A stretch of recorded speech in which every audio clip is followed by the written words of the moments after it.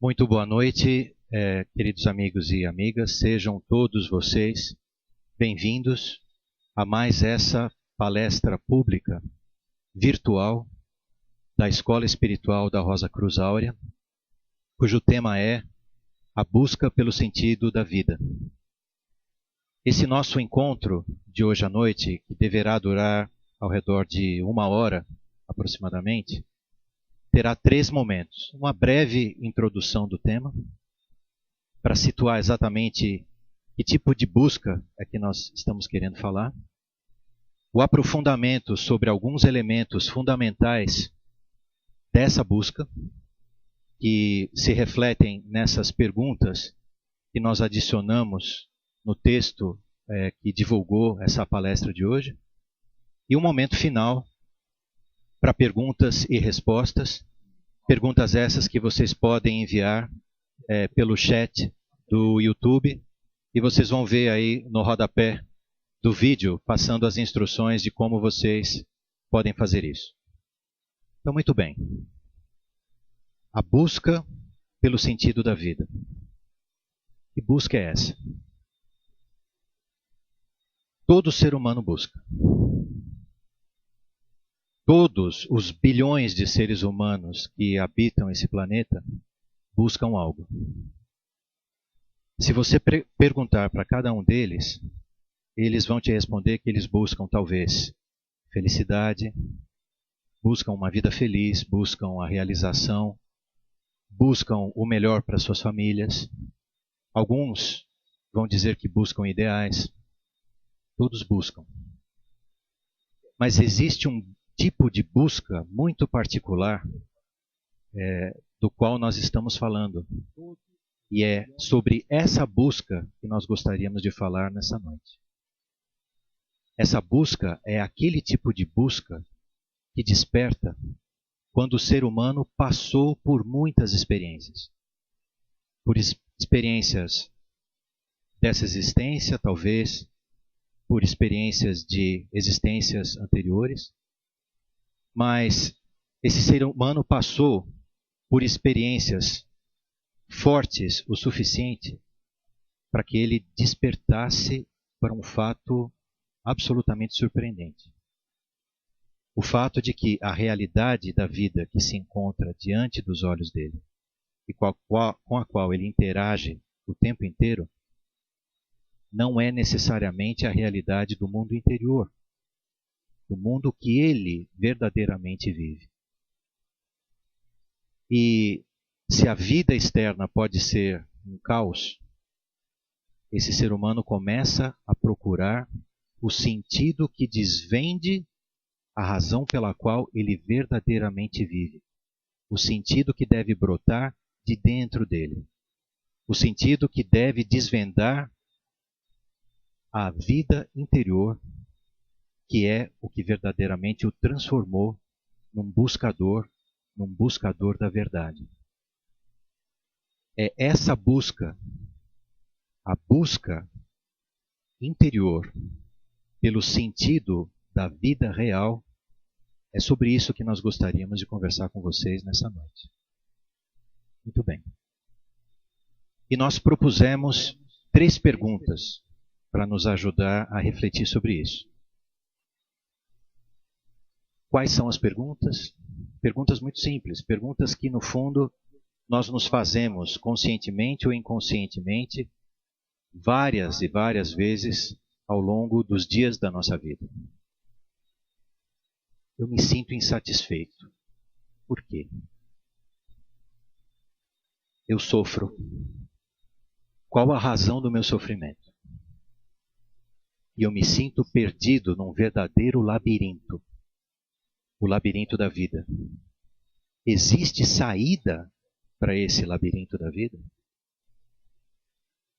São essas 3 perguntas agora que nós gostaríamos de, como se elas fossem um lago, de mergulhar dentro delas, junto com todos vocês, para ver se nós encontramos juntos alguns elementos que podem nos ajudar a desvendar esse sentido interior.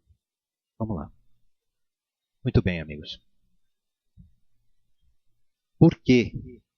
Por quê nós nos sentimos insatisfeitos. Nós vivemos fundamentalmente insatisfeitos.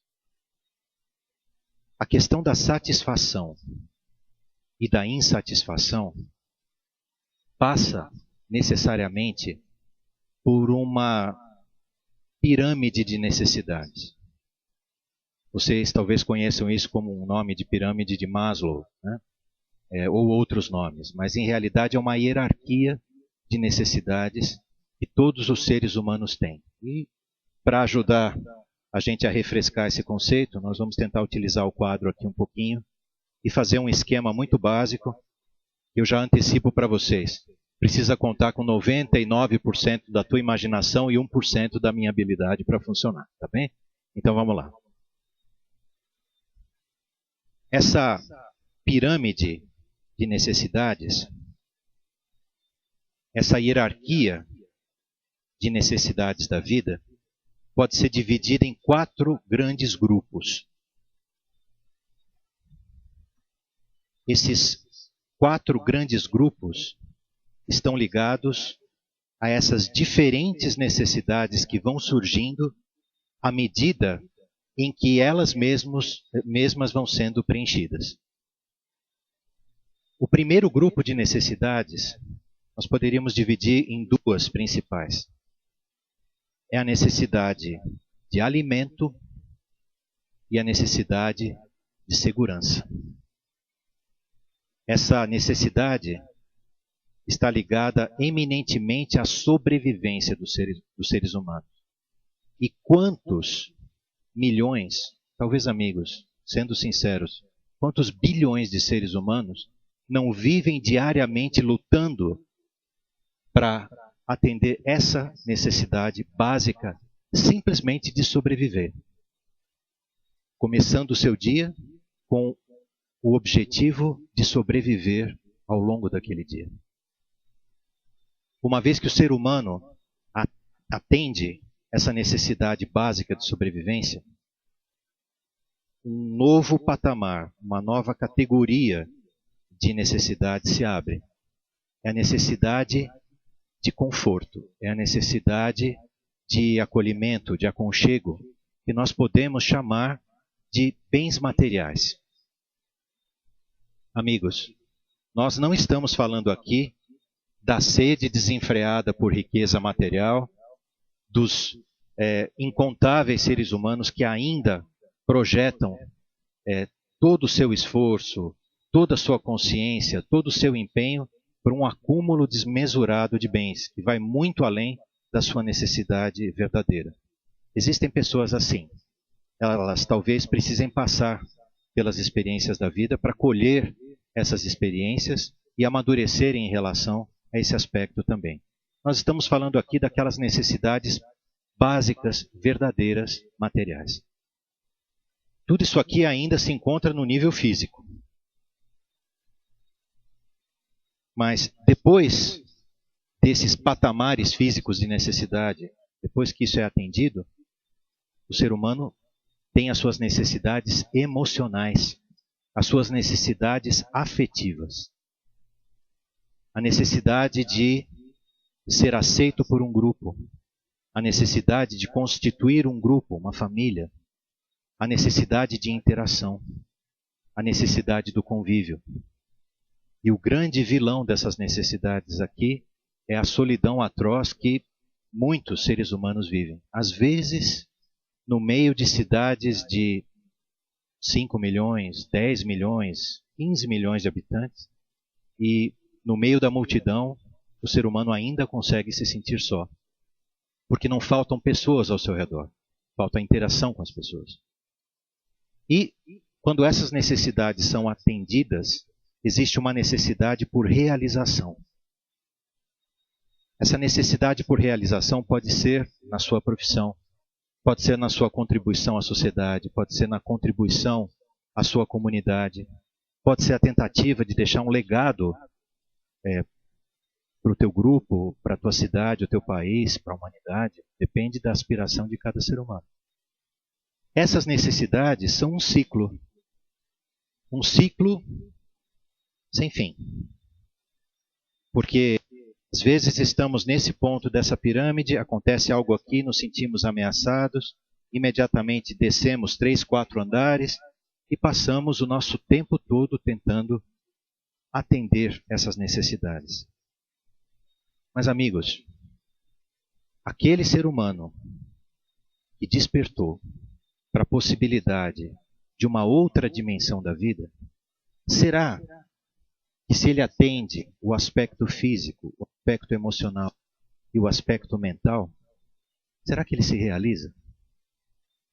Será que esse tipo de satisfação que ele busca, será que é isso que mata essa sede interna por uma resposta, a resposta pelo verdadeiro sentido da vida? Nós gostaríamos de sugerir para você que não é.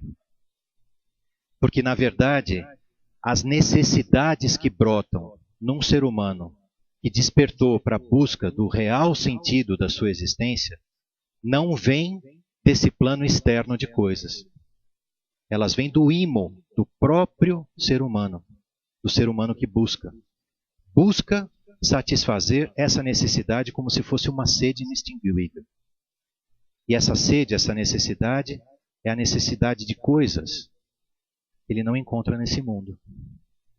Ele busca o absoluto num mundo absolutamente relativo.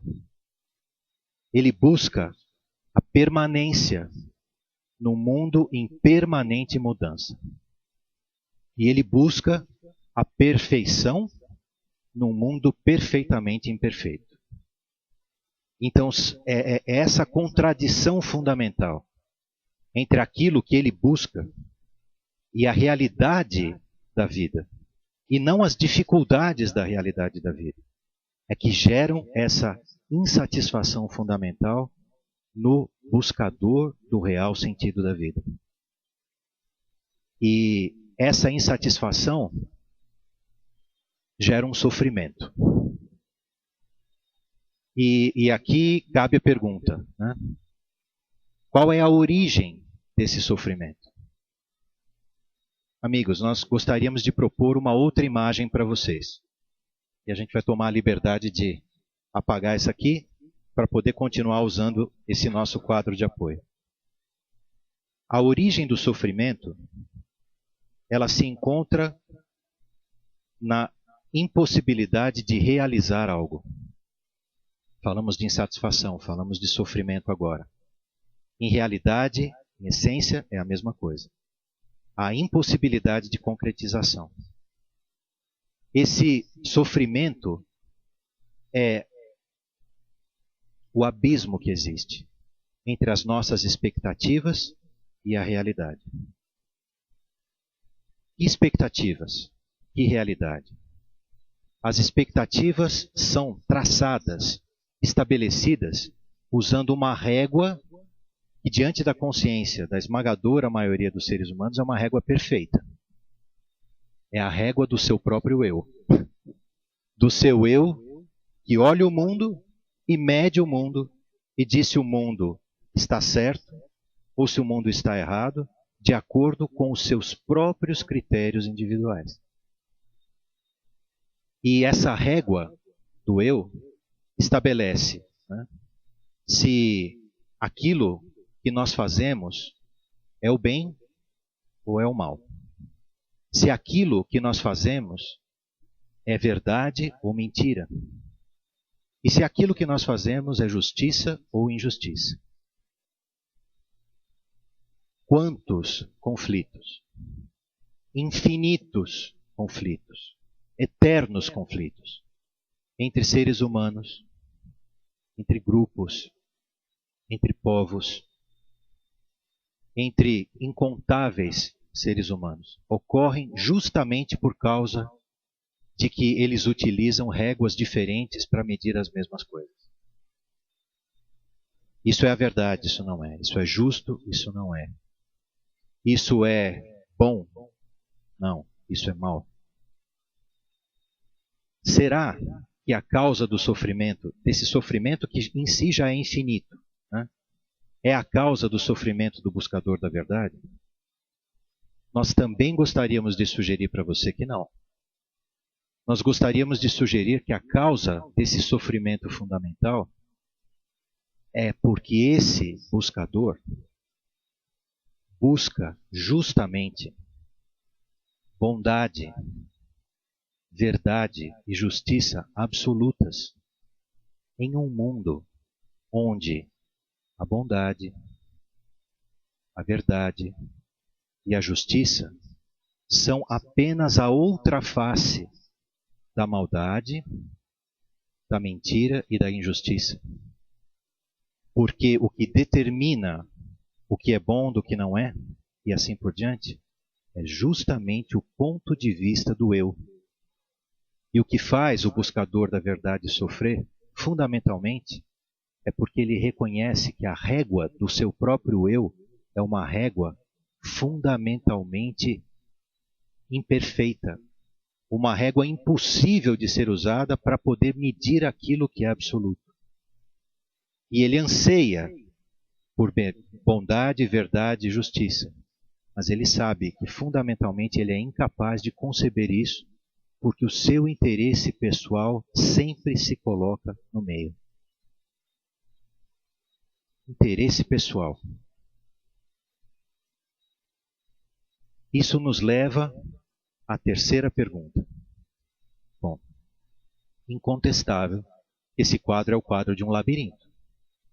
Um labirinto sem começo, sem fim, sem trégua. Um labirinto dentro do qual nós vivemos a cada instante das nossas vidas. E a pergunta de incontáveis seres humanos que olham para a vida e reconhecem a loucura desse labirinto da vida e também do buscador da verdade, que olha para fora e olha para dentro e diz: existe saída para esse labirinto insano dentro do qual eu me encontro? Então, nós gostaríamos de sugerir para sua reflexão: que labirinto é esse? É o labirinto formado pelas incontáveis interações humanas produtoras desse conflito fundamental dos pontos de vista.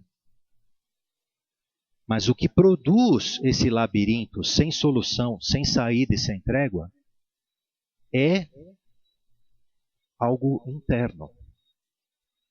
É o meu próprio de vista, o meu próprio ponto de vista.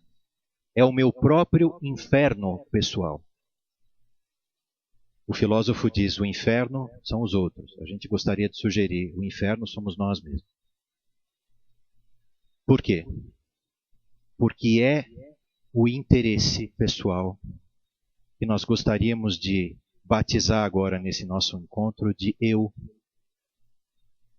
E é a inflamação, a exacerbação desse eu que nós gostaríamos de denominar como egoísmo, como se fosse literalmente uma doença, uma virose que a gente contrai na consciência e passa a viver com ela como se essa fosse a condição normal da vida. É esse egoísmo, essa distorção da nossa consciência que causa esse labirinto. Porque se nós conseguíssemos olhar para o nosso mundo interior e como que tirar uma fotografia de todo o panorama, nós íamos descobrir que as paredes, os incontáveis caminhos e descaminhos, os corredores tortuosos e obscuros que existem dentro de nós, são o retrato do nosso próprio eu. Um eu que, amigos, de verdade nós não controlamos, nós não temos domínio sobre ele. Porque se esse eu é aquilo que nós pensamos, aquilo que nós sentimos e aquilo que nós fazemos, e fazemos, acho aqui que é um termo até generoso, a gente poderia dizer aquilo que nós, diante do qual nós reagimos, tá? Em realidade, na grande maioria das vezes, não é controlado pela consciência. A consciência humana, quando nós nos observamos isentamente, ela reconhece que ela não pensa, ela é pensada. Que ela não sente, ela é sentida. E que ela não age, mas ela é reagida. Ou seja, a consciência é como se fosse um grande teatro de arena, onde esses fatores que nós, por um fenômeno de identificação, achamos que somos nós mesmos, eles agem, interagem e seguem praticamente a nossa revelia. Esse é o labirinto. É um labirinto extremamente complicado, porque as paredes desse labirinto não são fixas. Não é um labirinto de tijolos, de pedras, de caminho de terra, que você consegue, meramente com um mapa, sair de dentro dele.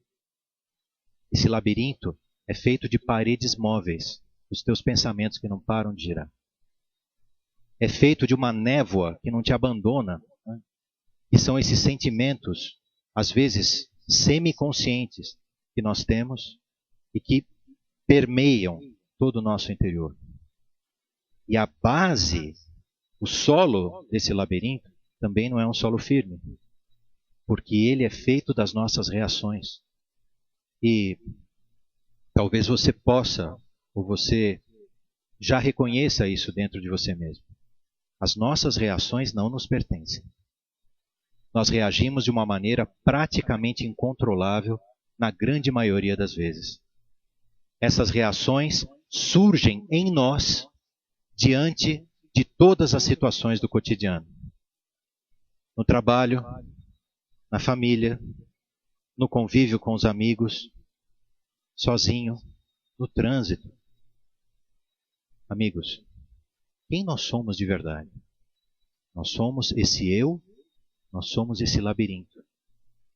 E se existe saída, nós vamos ter que buscar essa saída, possivelmente, também dentro de nós e não fora. Pois bem, nós cobrimos essas 3 perguntas que nós propusemos para vocês. E antes de abrir para a sessão de perguntas e respostas, nós gostaríamos de falar um pouquinho sobre aquilo que a Escola Espiritual da Rosa Cruz Áurea entende como uma possibilidade de saída desse labirinto, do labirinto de si mesmo. As escolas iniciáticas do passado, dentre elas a escola de Pitágoras, por exemplo, apontavam o começo dessa saída com o mote: homem, conhece-te a ti mesmo. Elas indicavam que se nós não percebermos esse mundo interior com o mínimo de clareza, ou seja, que se a nossa consciência não conseguir mapear esse território interior, uma mudança verdadeira jamais pode ocorrer. Por quê? Porque nós continuaremos a ser os fantoches, os marionetes de todos esses elementos que funcionam de uma maneira praticamente automática dentro de cada um de nós. Então, o autoconhecimento, o verdadeiro autoconhecimento, é a única alavanca para que uma mudança efetiva se produza dentro de nós. Por quê? Porque é a consciência que transforma a vida. É um novo estado de consciência que consegue produzir um novo estado de vida. E como esse autoconhecimento pode ocorrer? Será que é com o eu tentando analisar o eu? Será que é o labirinto tentando resolver o próprio labirinto? O que a escola da Rosa Cruz Áurea e todas as escolas de boa-fé do passado sugerem é que necessariamente precisa existir um elemento diferente. Um elemento que não reside no mesmo plano do eu, no mesmo plano desse estado de coisas e estado de vida. Um elemento, um princípio fundamentalmente diferente. É esse princípio que permite o verdadeiro autoconhecimento. E sobre como esse princípio pode se transformar num caminho de vida, em uma proposta concreta de trabalho, que nós gostaríamos de falar agora, utilizando o próprio símbolo da escola da Rosa Cruz Áurea, símbolo esse que é como uma assinatura simbólica de um processo, de uma proposta de trabalho que pode acontecer com o homem, com a mulher, com o ser humano moderno, o ser humano desse século XXI, que é confrontado a cada instante da sua vida com todos esses desafios que nós dissemos. Por quê? O princípio é um princípio imutável, universal. E o caminho de libertação que o ser humano pode trilhar também é imutável e universal. E esse caminho não depende do tempo, esse caminho não depende do espaço. Esse caminho se adapta às condições do tempo e do espaço para que ele possa ser trilhado até o âmago da existência de cada ser humano. Muito bem, amigos.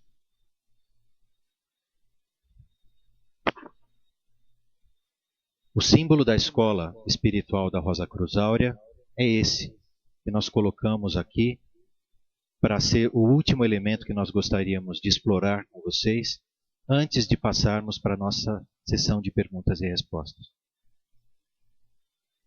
Esse princípio nuclear, que recebeu diferentes nomes em diferentes épocas e diferentes culturas, como, por exemplo, a joia de lótus, o Atman,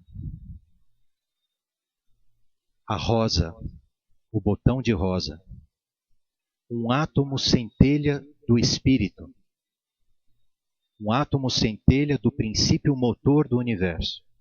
É representado por esse ponto que vocês enxergam bem no meio desse símbolo. Esse ponto precisa se transformar na vida do ser humano no verdadeiro eixo da sua existência. O eixo ao redor do qual a sua vida precisa passar a gravitar.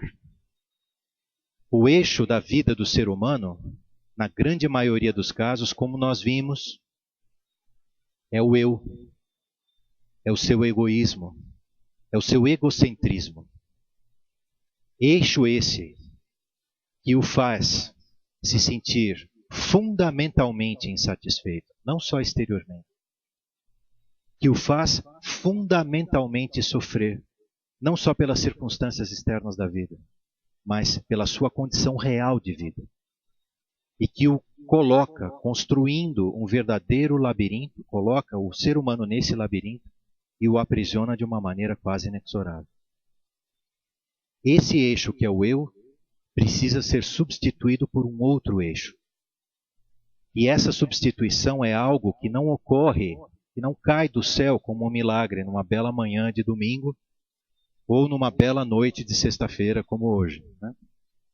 Mas sim que precisa ser construído passo a passo, através de uma verdadeira batalha interior, através de uma verdadeira transformação interior, que vai reordenando, reorientando e transformando cada um dos aspectos fundamentais do ser humano.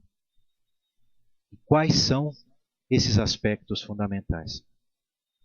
Nós enxergamos nesse símbolo duas figuras, um triângulo e um quadrado. Um triângulo perfeito e um quadrado, que também é uma forma perfeita. Esses dois elementos indicam esse conjunto, esses dois conjuntos de coisas que precisam se transformar. O triângulo indica a consciência. O quadrado indica a vida. A transformação da consciência é a reorientação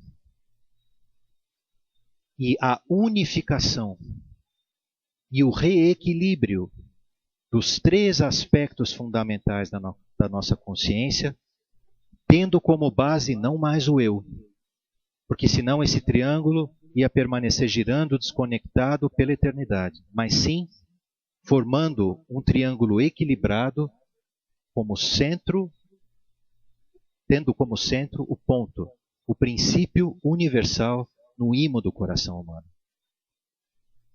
E esses três princípios da consciência, esses três aspectos da consciência, são nosso coração, nossa mente e a nossa atividade. Tantas e tantas vezes você ouviu falar da alma humana. A alma humana é a consciência humana. E a consciência humana, que é formada pelo coração, pela cabeça e pela nossa existência física concreta, pela interação de tudo isso, essa consciência, essa alma precisa se libertar, precisa se renovar. Uma nova consciência, uma nova animação deve surgir dentro de nós, não tendo mais como base o eixo do eu, do egocentrismo, do egoísmo, mas sim desse princípio universal, do verdadeiro eixo da vida original do ser humano, que aguarda silenciosamente como a voz do silêncio que o chama. E amigos, quando desse princípio e desses três aspectos da consciência humana surge, pela sua fusão, um novo estado de consciência, um novo estado de alma, então a realidade da vida começa a se transformar de maneira concreta. A vida que é representada por esse quadrado, que representam o nosso corpo sutil e as nossas três camadas, aliás, o nosso corpo físico, perdão, e as três camadas energéticas que formam os nossos três corpos sutis, portanto, a nossa manifestação corpórea quádrupla, mas que de uma maneira bem simples e direta, nós podemos indicar como sendo o nosso pensar, o nosso sentir, o nosso querer e o nosso agir. A partir do princípio universal, a reorientação da consciência, do coração, da cabeça e da vida. E a reorientação da consciência, a transformação da vida, do pensar, do sentir, do querer e do agir. E a partir do momento em que o ser humano reconstrói essa realidade dentro dele, a barreira entre ele e o absoluto, entre ele e o permanente, entre ele e a perfeição, entre ele e a bondade e a verdade e a justiça, que são valores originais. Essa barreira deixa de existir. Porque pelo autoconhecimento, o ser humano produziu uma mudança. Um autoconhecimento e uma mudança que libertaram esse ser humano da prisão do labirinto dele mesmo. E que pela liberdade dessa prisão que era ele mesmo, baniu a causa fundamental do sofrimento. E a causa fundamental do sofrimento, quando resolvida, elimina a necessidade fundamental, a insatisfação fundamental e coroa a vida do ser humano com a verdadeira plenitude, a plenitude da vida original humana, que é o direito de nascença de cada ser humano que habita esse planeta. Com isso, nós concluímos essa segunda parte, que era uma exposição sobre os elementos fundamentais, e nós gostaríamos de passar agora, nessa segunda meia hora aproximadamente do nosso encontro, para a terceira parte, que é a parte justamente de perguntas e respostas. As perguntas que nós esperamos sejam reflexo da sua busca e as quais nós pretendemos responder, obviamente, dentro das nossas possibilidades e das nossas limitações. Amigos, literalmente a palavra está com vocês. Nós esperamos que vocês possam colocar as suas questões no chat, na janela de diálogo do YouTube, e que um dos nossos colaboradores presentes irá ler para que todos possam ouvir e a partir da leitura dessa pergunta nós vamos tentar respondê-la. Fiquem à vontade.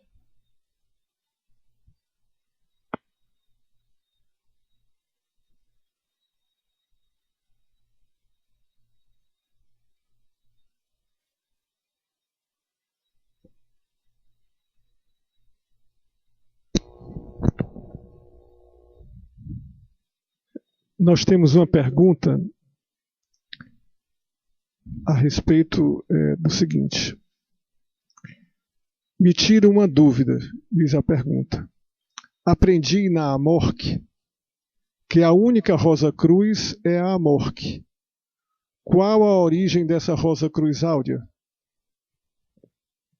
Pois não. A escola espiritual da Rosa Cruz Áurea foi fundada em 1924 na Holanda por dois irmãos. Esse trabalho que se estabeleceu na Holanda em 1924, ele era, no começo, um departamento da fraternidade Rosa Cruz Max Heindel. Quando esse trabalho holandês amadureceu, esses dois irmãos decidiram trilhar um caminho independente, respeitando as suas origens, né? Uma origem que trouxe até eles um verdadeiro acervo do conhecimento universal, e, tomando esse caminho independente, eles construíram a escola espiritual da Rosa Cruz Áurea ao longo de décadas, como ela se manifesta hoje. O ensinamento Rosa Cruz, em realidade, é um ensinamento atemporal e também um ensinamento universal, porque pertence a toda a humanidade. Em essência, o que é o caminho de um Rosa Cruz? Se você me permite aqui utilizar esse quadro para ilustrar. Nós falamos que esse ponto indica um princípio universal latente no coração do ser humano. Os Rosa Cruzes indicavam esse ponto, esse princípio, como um botão de rosa. Como uma rosa, ainda em botão, portanto, que não havia se manifestado nem na vida, nem perante a própria consciência do ser humano, uma rosa, um botão que precisava desabrochar. E uma rosa que, em desabrochando, precisava ser colocada no centro da vida do ser humano. O ser humano, quando nós juntamos os pés e abrimos as mãos, nós formamos a cruz. A cruz somos nós mesmos. A cruz não é o símbolo do sacrifício de uma pessoa, um sacrifício que poderia ter produzido a liberdade para milhões. Existe sim esse simbolismo, e é um simbolismo elevadíssimo. Mas o significado concreto que os Rosa Cruzes dão a isso é que a rosa, o princípio divino, essa rosa, que em realidade é um vórtex, da verdadeira energia original do ser humano, como um redemoinho de fogo. Imagina uma rosa de fogo, com pétalas de fogo ardendo. Essa é a rosa dos Rosa Cruzes, a rosa rubra dos Rosa Cruzes, que deve desabrochar e ser simbolicamente pregada na cruz, que é o ser humano. Uma cruz que não representa apenas o nosso corpo, mas uma cruz que também simboliza que as duas dimensões da vida estão ancoradas, estão alicerçadas no princípio divino, no princípio universal que se manifestou no ser humano.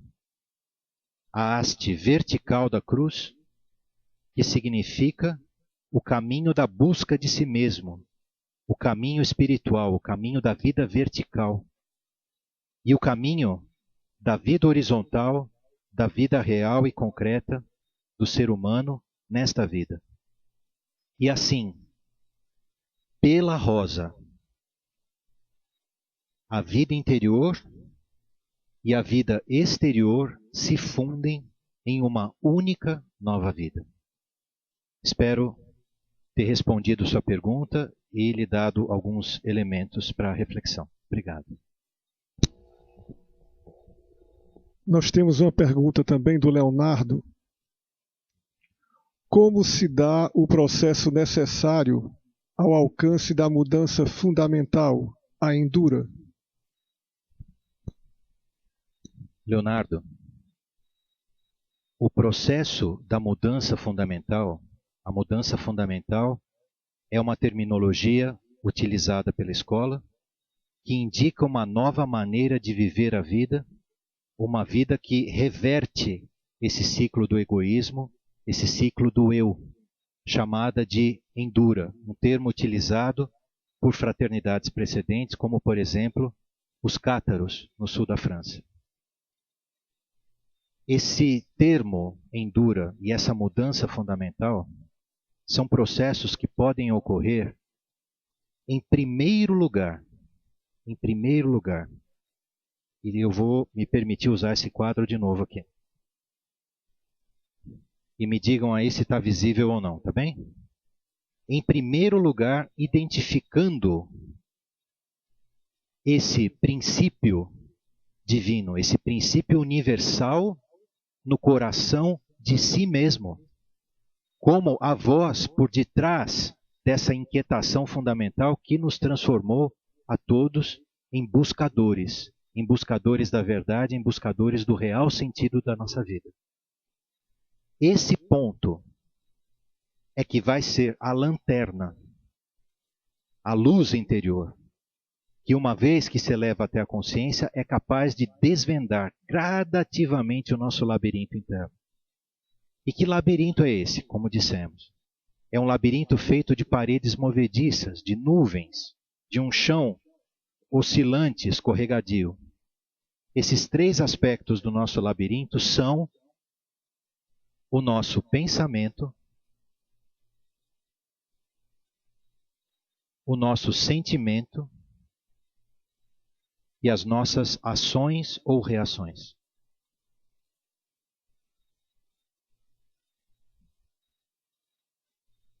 O ser humano que trilha esse caminho, que descobre esse eixo, esse novo eixo na vida dele, e gradativamente começa a se manifestar, descobre em si a capacidade de um observador objetivo. Do primeiro princípio de uma nova consciência. Esse primeiro princípio de uma nova consciência é aquele que será capaz de adicionar um pouco de objetividade à grande subjetividade que existe dentro de nós. E conseguirá começar a mostrar para a consciência que a consciência não é seus pensamentos. Que você não é seus pensamentos. Que seus pensamentos são fenômenos externos a você. Que circulam dentro de você. Quase que como se fossem seres autônomos, que têm vida própria e que se alimentam da sua própria energia vital. Pensamentos que têm quase a regularidade de um relógio em termos de épocas, momentos da nossa vida em que eles voltam e se manifestam. Então é esse primeiro observador objetivo, esse primeiro pequeno espaço de livre arbítrio que o ser humano começa a reconquistar por ter descoberto esse outro ponto de apoio, o único ponto de apoio verdadeiro dentro dele. Esse ponto de apoio verdadeiro começa a desvendar a verdadeira realidade do seu pensamento. E na medida em que o ser humano começa a descobrir a realidade dos seus pensamentos, essa oferta quase que inconsciente e incontrolável de energia para esse fluxo de pensamentos começa a se reverter, começa a diminuir. E esse espaço aumenta, ele cresce. Até o ponto em que o ser humano não é mais influenciável por aquela trilha sináptica aqui, esse pensamento. E um raio de liberdade se anuncia. E o ser humano consegue se manter neutro, impassível diante disso. Não em frieza, mas numa observação consciente, objetiva de si mesmo. O ser humano corta um fio, o fio que o transformava em uma marionete, ele já não mexe aquele ponto. Isso é Endura. Endura é a capacidade de observar a si mesmo de uma maneira impassível, não fria, amorosa sim, mas em total neutralidade, em total respeito, para que esse espaço comece a se abrir, para que esse espaço turvo, movediço, quase incontrolável desse labirinto comece a se revelar para ele. E não só no aspecto do pensamento, amigos, mas também em relação àquilo que nós sentimos. E também em relação àquilo que nós fazemos. Que não necessariamente são as nossas ações, mas, na grande maioria dos casos, as nossas reações. E esse é um processo, essa é uma verdadeira batalha. Não uma batalha onde o eu senta num cavalo branco e sai para lutar consigo mesmo. Porque isso seria, além de pueril, extremamente inútil, né? Mas é uma luta onde uma nova consciência que começa a despontar deve ganhar consciência sobre si mesma e recobrar esse espaço de liberdade.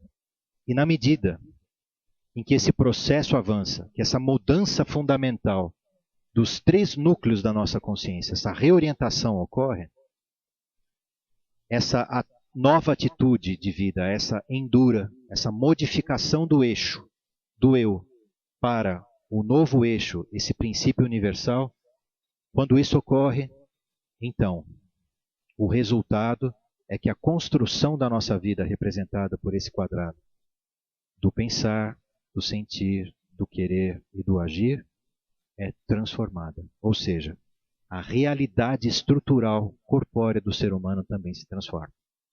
Espero ter conseguido responder minimamente a sua pergunta. Talvez tenhamos mais perguntas. Sim, nós temos mais uma pergunta que está muito ligada a isso que você comentou, mas eu vou fazê-la e se você achar que precisa complementar, fique à vontade. Pois não. É uma pergunta da Daniele. Ela pergunta: como equilibrar então o pensar, sentir, querer e agir? Muito bem. Daniele, vamos fazer uma comparação aqui. Vamos falar só desses 3 aspectos: o pensar, o sentir e o agir, que são a nossa consciência. Tá? Vamos deixar o quadrado da vida, ou seja, a realidade concreta dessas coisas, de lado um pouquinho. Todos nós já fomos bebês. E todo bebê já teve seu berço. E a grande maioria dos bebês ganhou, né, da sua família, né, dos seus pais que estavam ali deslumbrados, cheios de alegria por aquela nova vida, brinquedos. Um dos brinquedos mais bonitos, né, que a gente dá para as crianças são os móbiles. Todo mundo sabe o que é um móbile, né? Então vamos desenhar um móbile aqui.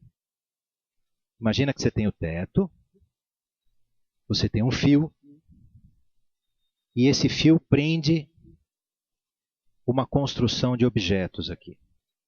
Sininho, guizo, um bichinho, um dadinho colorido e assim por diante. E o bebê no berço se entretém infinitamente com esse móbile. Às vezes ele agarra um lado do móbile e solta, pega outro e assim por diante. Mas por que esse brinquedo tem esse nome?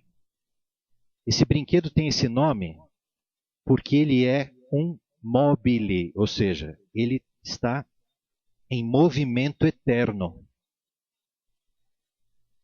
Então, se nós fôssemos fazer um comparativo com outro brinquedo que a gente usa no nosso dia a dia, né, a gente vai descobrir que a gente praticamente só trocou de mobile. Né? A criança brincava com mobile físico. Né? Nós, adultos, bem estabelecidos, senhores de nós mesmos, né, que temos o controle, o domínio total da nossa vida, faz de conta. Né? Nós agarramos uma parte aqui do nosso mobile, que é o nosso pensamento. E o sentimento, as reações tal, puf, mudam de lugar. Aí a gente solta aquele pensamento e fala, não, o sentimento agora. Não, agora as nossas reações e tal. Percebe que a dinâmica é praticamente a mesma? Então, o equilíbrio que o ser humano precisa encontrar não é o equilíbrio estático de um ser que não pensa mais, porque a mente dele está em absoluto silêncio, de um ser que não sente mais, porque o coração dele ficou frio, rígido e não interage mais, e assim, com tanto receio de agir, né, ele simplesmente se coloca debaixo de um manto de uma não ação absolutamente negativa. Ele interpreta errado o princípio da não ação. Não é isso. Ele continua pensando, ele continua sentindo, ele continua agindo. Mas, de objetos soltos e desintegrados e descoordenados, eles passam a funcionar e a girar e a interagir e a produzir, tendo como eixo uma outra coisa. Não mais um fiozinho volátil, né? O nosso eu que nos prende à realidade dessa existência e mantém todos esses elementos em movimento contínuo. Mas sim, num elemento estável, o eixo estável, ao redor do qual gira a roda da vida. Então, o que muda e o que é o fator que permite esse reequilíbrio não são os pensamentos pelo pensamento, não são os sentimentos pelo sentimento, não são as ações ou reações pela ação, mas sim esse triângulo da alma que deve funcionar em conjunto, de uma maneira harmônica, como um todo ao redor desse princípio nuclear. Espero ter conseguido responder um pouco a sua pergunta. À disposição para novas? Nós temos muitas perguntas ainda, mas vamos lá. O Fábio pergunta sobre as 3 Kundalinis. Na da pelvis, através de exercícios e à vontade, a colocamos em funcionamento. Já a Kundalini do coração, como se dá o seu desenvolvimento? Exercícios? Fábio, vamos falar um pouquinho sobre as Kundalinis. E a gente deve encerrar essa resposta mais ou menos às 11h45 da noite. Não, brincadeira, viu, Fábio? Vamos lá, não se desespere, né? Rapidamente aqui dar só alguns elementos para vocês. O que são Kundalinis, amigos? Kundalinis são centros de força, núcleos de força, vórtices de força. E como o Fábio lembrou muito bem, sim, nós temos 3 fontes principais de força, 3 vórtices de força, 3 Kundalinis, que são a Kundalini do Santuário do Coração, e aqui Fábio e os demais, por favor, aqueles 99% de boa vontade em relação aos desenhos, né? Então, isso aqui, por seu espanto total, é um ser humano, tá bem? Ok. Então, nesse ser humano temos a Kundalini do coração, nós temos a Kundalini do santuário pélvico, que é um redemoinho de força, um núcleo de força que fica abaixo do último chakra, que é o chakra raiz, ou seja, abaixo do último ponto físico da coluna. E nós temos um terceiro redemoinho de forças que fica acima do círculo ígneo, do círculo de fogo, do último chakra da pineal, da glândula pineal. Chakra esse que não fica dentro do próprio cérebro, mas acima do cérebro. Muito bem. Exercícios de treino do nosso eu, como por exemplo, concentração, respiração, posição, né, etc. Até o próprio estímulo, né, da própria energia da Kundalini, que é uma força criadora, portanto, o estímulo da força criadora. podem gerar o desdobramento dessa força, a dinamização e o desdobramento dessa força ao longo da coluna. Ponto esse que, uma vez despertado, acaba se conectando com esse outro ponto aqui e forma aquela imagem clássica do caduceu de Hermes.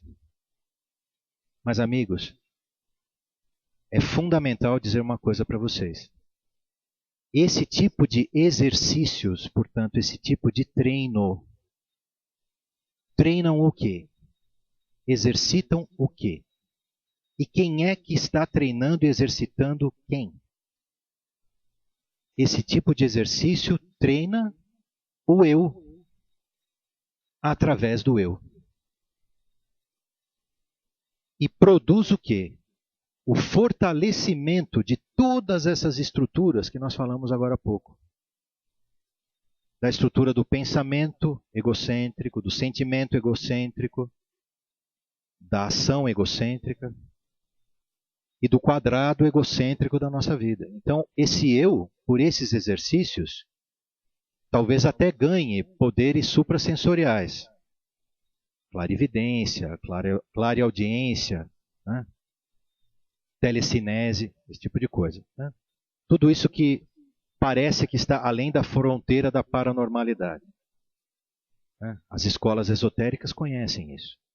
Mas, amigos, uma escola espiritual de boa fé nunca lança mão desse tipo de exercícios. Porque se o objetivo de uma escola espiritual de boa fé é reverter o quadro do egocentrismo, como é que ela vai lançar mão de práticas e de exercícios que fortalecem e exacerbam justamente esses esquemas que precisam ser desmontados para que a realidade verdadeira do ser humano possa se manifestar? Então,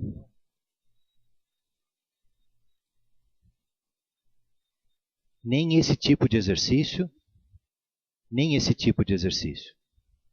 Aliás, nenhum exercício. Porque o exercício do eu exercita e fortalece o eu. Em relação a essa Kundalini do coração, que permanece dormindo se o ser humano se submeter a esse tipo de exercício. Ela não é ativada, jamais.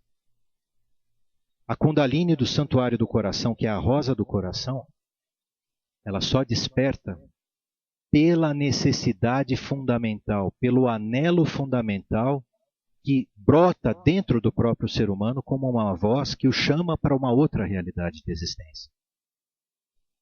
E não é na medida em que o ser humano faz algo, mas é na medida em que ele não faz,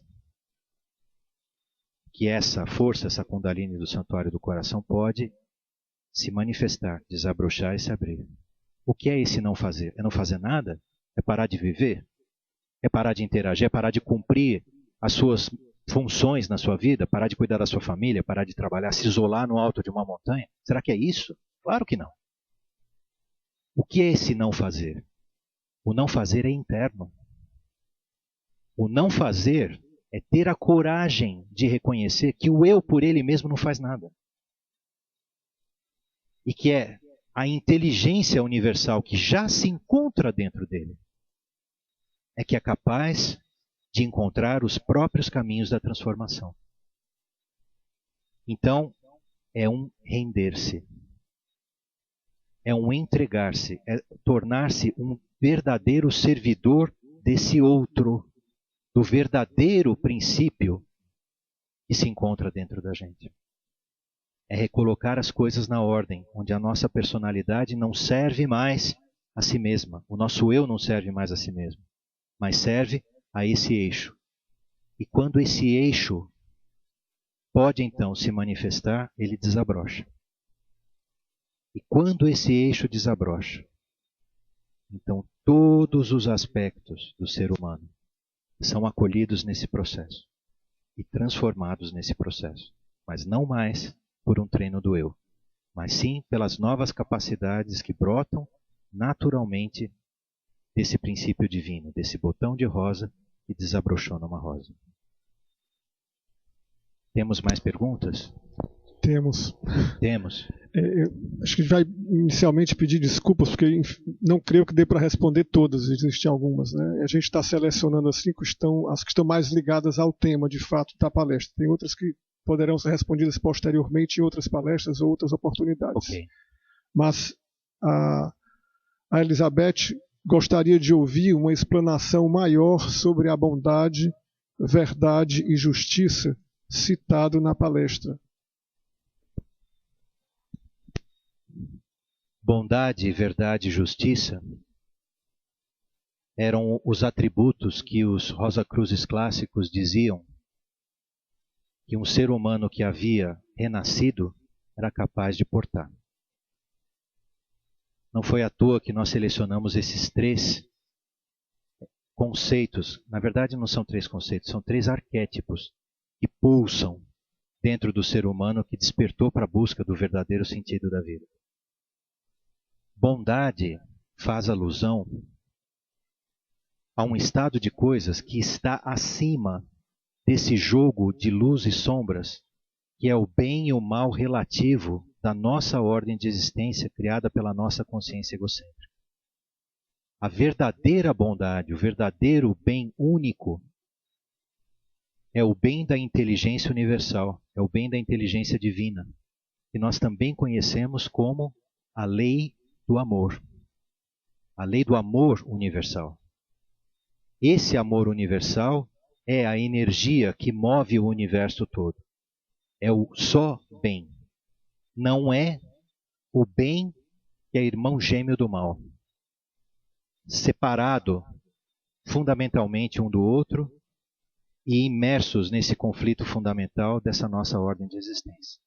A bondade original é esse estado de coisas, né, que flui diretamente desse princípio. Essa bondade, ou esse bem único, não gera interpretações dúbias. Não gera especulações, ou seja, imagens refletidas nos espelhos, nos especulums da nossa mente. O que brota é a realidade que se revela, sem a necessidade de julgamento, sem a necessidade de interpretação, sem a necessidade da defesa infinita e estéril de pontos de vista. Porque essa verdade não é a verdade relativa.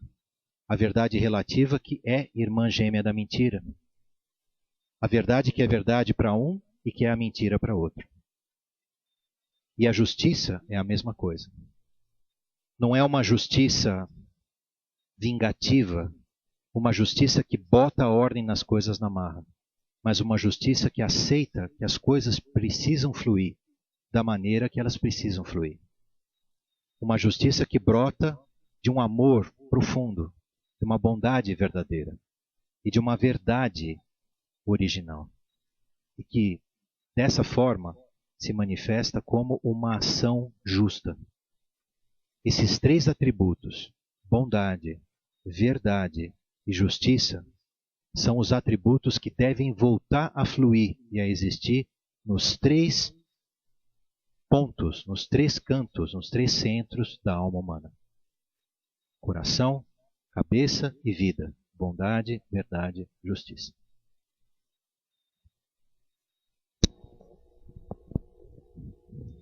O Jackson pergunta, né? Como é difícil expressar verbalmente, desculpe, não é o Jackson, é o Vitor, tá? Desculpe. A busca pelo autoconhecimento como forma de modificar-se já não é um ato na busca de responder um sofrimento material de realização? Quando essa busca sairia dessa dimensão material? Eu vou tentar repetir a pergunta para ver se eu entendi corretamente.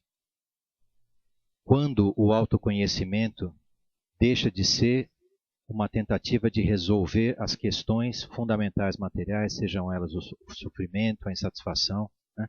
Quando que ele muda, né? Vamos lá.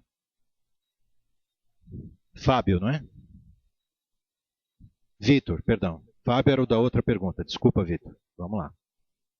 Vitor.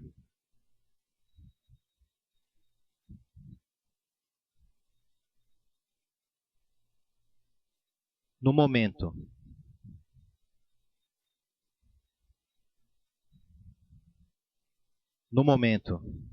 em que o eixo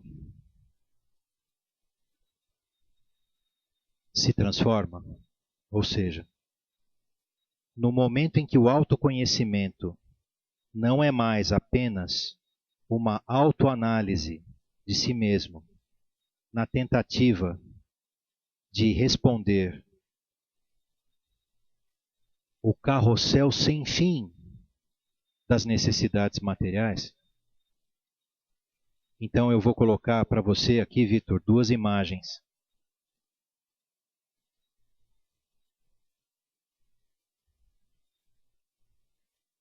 Um carrossel e uma espiral. Enquanto o eixo for o eu, enquanto a nossa tentativa fundamental for de nos conhecermos, para nos resolvermos, para sermos mais felizes no plano material, e Vitor, o plano material não é só a matéria. O plano material são as nossas relações com os nossos entes queridos. O plano material são os nossos ideais que nós defendemos, as nossas ideias, né? Os nossos partidarismos, né? Tudo isso é o aspecto material da vida. Enquanto nós ficamos nesse carrossel, nós estamos literalmente girando e não saímos do lugar. Nós podemos ter um aprofundamento de nós mesmos, podemos ter um colorido diferente a respeito das percepções que temos de nós mesmos, né? Podemos ter a sensação de que ampliamos a nossa consciência, assim por diante, mas fundamentalmente a gente está dando volta. A gente está dando volta porque a gente quer resolver o eu por ele mesmo. Na hora que ocorre essa mudança fundamental, que foi citada numa das perguntas anteriores, quando esse clique, esse insight, essa mudança ocorre, e o ser humano não passa mais a buscar a sua própria felicidade, a sua resolução, mas sim a resolução das questões fundamentais da vida, que não pertencem só a ele, mas pertencem a toda a humanidade. Claro, individualmente, pulsam nele, mas pulsam nele e pulsam em todos. Então, o eixo desse processo de autoconhecimento se transforma. E esse giro sem fim no carrossel da vida é interrompido. E uma pequena transformação de consciência ocorre. Porque um elemento novo é adicionado nesse ciclo. Um elemento que pertence a um outro eixo de coisa, a uma outra ordem de natureza de coisas. E são essas pequenas transformações de consciência, essas pequenas diferenças que nós vamos tendo de percepção em relação a nós mesmos, que nós vamos percebendo nessa espiral que vai se abrindo e que de fato transforma o autoconhecimento de algo que poderia ser uma análise estéril e sem fim de si mesmo, um esquadrinhamento do eu pelo eu mesmo, num processo de transformação, porque ele se transformou numa ferramenta de reorientação da vida. Espero ter conseguido responder sua pergunta. Nós já avançamos um pouco no tempo, já são 9h10. Continuamos com algumas perguntas por mais alguns minutos, é isso?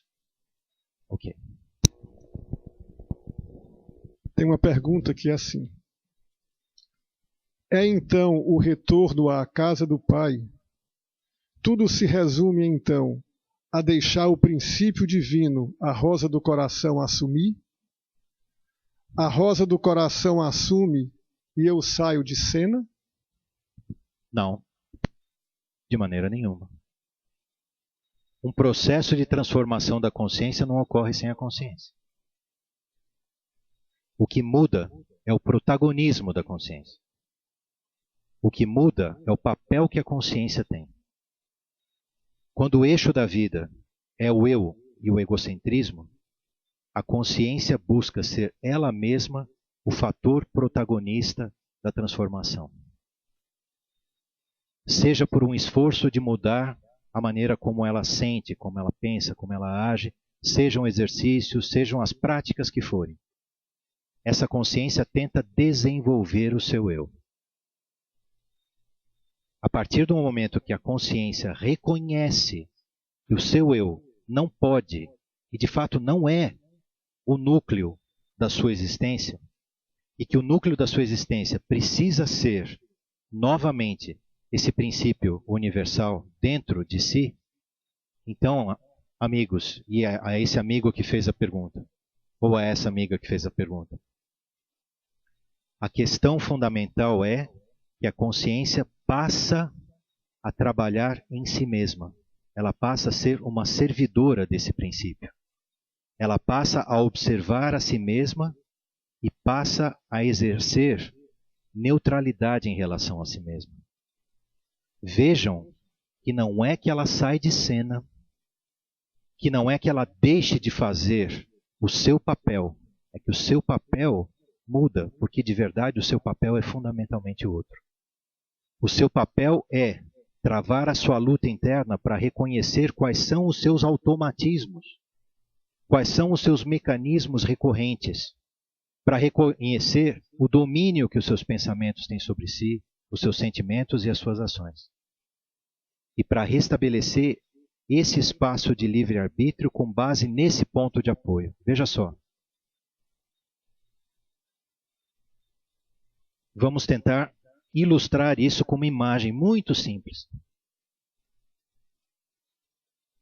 Se o nosso estado de consciência é uma pedra gigante, tentar mover ou transformar esse estado de consciência com o nosso eu é o mesmo que pegar uma pedra de 10 toneladas e tentar empurrar essa pedra. Nós vamos falar sobre esse esforço, fazer esse esforço, né? Filosofar sobre esse esforço e tal, e ele é nulo. O máximo que acontece é um impacto aqui sobre o pretenso agente que tenta causar isso. Sobre a consciência, sobre o eu. Seja o peso que tiver. Se não me engano, acho que foi Arquimedes que disse: me dê um ponto de apoio e eu movo o universo. Qual é o ponto de apoio? O ponto de apoio é esse princípio divino. Ele é o ponto de apoio. Ele precisa ser o novo eixo da existência. E a partir do momento em que a gente ganha um certo distanciamento, um certo espaço de livre-arbítrio, a alavanca da nossa consciência vai se posicionando de uma maneira diferente. E a força que precisa ser feita aqui, ela vai se transformando à medida que essa realidade se move também. E quanto mais a gente percebe, menos força a gente faz. Ou seja, não é força, mas é o esforço de transformação. Ele se transforma pelo fato de nós adicionarmos um ponto de apoio fundamentalmente diferente. Mas a consciência precisa realizar o seu trabalho. Sem esse trabalho da consciência, nada vai acontecer de maneira automática nesse processo.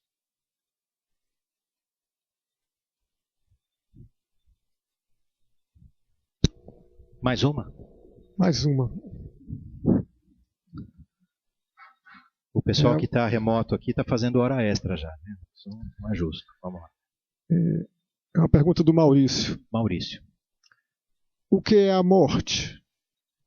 A consciência permanece após a morte física? Como podemos entender a integração da consciência humana com a consciência da unidade? Maurício, eu vou tentar responder a sua pergunta de uma maneira assim, sintética, precisa, mas sintética, mas essa sua pergunta daria em si uma palestra toda nova. E se nós não conseguirmos responder essa questão pelo adiantado da hora, eu peço a você que escreva para os e-mails que nós vamos informar e nós vamos tentar lhe dar uma resposta mais completa. Em essência, o eu é um fenômeno do tempo. O eu se forma no tempo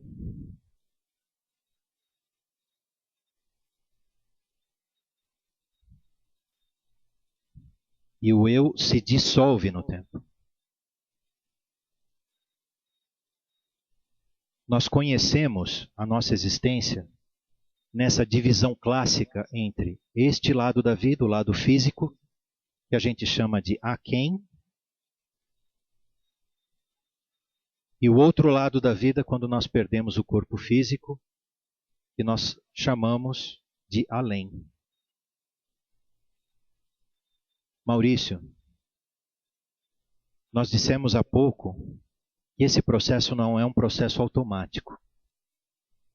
Portanto, a reintegração da consciência humana com a consciência universal também não se dá de maneira automática, nem mesmo pelo automatismo, que é quase um automatismo, porque é algo que está pré-determinado, que é a perda do corpo físico.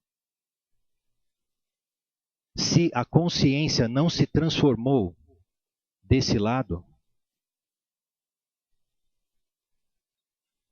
necessariamente ela não se transforma desse. E se ela se forma desse lado, a criança nasce, ganha o corpo físico. A criança cresce um pouco, troca os dentes, né? dá aquele sinal de independência biológica em relação aos pais. Na verdade, ela está ficando com o corpo etérico, o corpo energético dela independente. Nós entramos na adolescência, o karma acumulado do nosso microcosmo vem ao nosso encontro, né? Entramos na puberdade e o corpo astral fica independente. Nós amadurecemos mais e nos tornamos adultos, adultos como seres autônomos, independentes, e o corpo mental fica independente. Isso é uma construção, Maurício. Isso ocorre dentro do tempo e na mesma ordem que nós ganhamos esses corpos, nós os perdemos. Então, o primeiro a ser perdido do outro lado é o físico. É ele que estabelece a fronteira de passagem desse lado para o outro. Mas o corpo etérico também se dissolve depois de um tempo. E o corpo astral se dissolve depois de um outro tempo. E finalmente o corpo mental também se dissolve. E restam o quê? Restam as essências. As quintessências das experiências que ficam gravadas onde? Na parede do microcosmo. Então, esse eu, essa personalidade, viveu só uma vida. E fez o que fez com sua vida. Se aproveitou a oportunidade da transformação fundamental ou não, foi uma possibilidade ou uma escolha dessa consciência. Mas aquilo que o tempo constrói, o tempo destrói. Então, esse ciclo é um ciclo infinito, a não ser que o eixo passe a ser outro. E que esses 4 corpos, que são esses 4 cantos do quadrado, possam ser transformados por uma nova consciência, por uma nova alma que passou a viver do outro princípio. Uma síntese muito breve, né? Tentamos endereçar as questões da sua pergunta. Mas, se for necessário, por favor, nos escreva e retornaremos a você. Amigos, nós agradecemos àqueles que continuam nos fazendo perguntas e pedimos também desculpas, porque, em realidade, nós temos uma limitação de tempo para realizar essa palestra. Inicialmente pensamos que utilizaríamos ao redor de 1 hora, em função da participação de vocês, que realmente nos enche de muita alegria, acabamos nos estendendo alguns minutos a mais. Então, aproveitamos para dizer que todas essas perguntas, né, por favor, nos escrevam e tentaremos endereçar essas perguntas, já daremos os detalhes de como vocês podem fazer isso. Gostaríamos de agradecer então a presença de todos vocês, essa oportunidade desse nosso diálogo virtual, que, francamente, com a participação de vocês através das perguntas, é como se estivéssemos todos presentes aqui numa sala só. E esperamos poder contar com a presença de vocês em outras palestras virtuais ou presenciais da escola. E caso exista interesse por essas palestras, pelos ensinamentos da escola e assim por diante, nós gostaríamos de dar algumas informações verbalmente agora para vocês, mas que também serão disponibilizadas visualmente aí no YouTube para vocês. Então, existe interesse por continuarem a participar dessas palestras? Então, no chat do YouTube, por favor, mencionem, informem os seus dados de contato, o seu e-mail, ou o e-mail que você preferir de contato. Nós entraremos em contato com vocês. Ou então, se preferirem, enviem um e-mail para o seguinte endereço: info@rosacruzaurea.org.br. Se vocês tiverem interesse num curso de aprofundamento desses ensinamentos, um curso virtual, vocês, por favor, entrem no site www.rosacruzaurea.org.br, ou, se eventualmente coincidir de você morar próximo de um dos centros da escola e tiver interesse por um curso presencial, você encontrará os endereços dos nossos centros também nesse site, no www.rosacruzaurea.org.br, ou na nossa página do Facebook, na nossa página nacional ou nas páginas regionais. E também, amigos, nós disponibilizamos para todos aqueles que também manifestam interesse uma biblioteca virtual. Uma biblioteca com todos os livros e as edições da revista da escola, a revista Pentagrama, que ficam à disposição de todos vocês para serem baixadas gratuitamente em PDF.